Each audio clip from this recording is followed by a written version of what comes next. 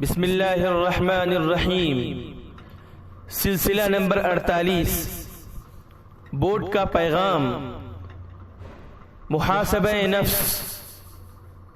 اے نفس، ذرا انصاف کر۔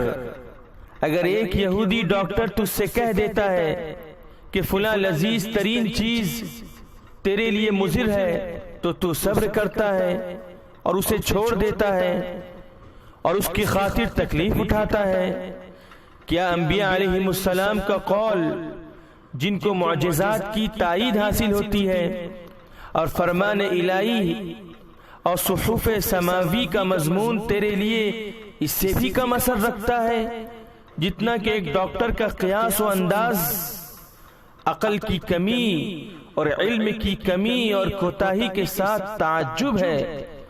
اگر ایک بچہ کہتا ہے کہ تیرے کپڑے میں بچھو ہے تو تو بغیر دلیل طلب کیے اور سوچے سمجھے اپنے کپڑے اتار پھینکتا ہے، کیا انبیاء، علماء اور اولیاء اور حکماء کی متفقہ بات تیرے نزدیک اس بچے کی بات سے بھی کم وقت رکھتی ہے؟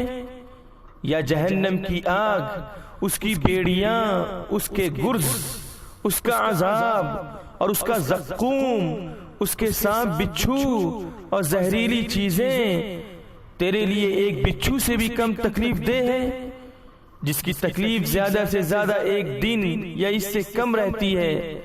یہ عقل مندوں کا شیوا نہیں۔ اگر کہیں جانوروں کو تیری حالت کا علم ہو جائے تو وہ تجھ پر ہنسیں اور تیری نادانی کا مذاق اڑائیں۔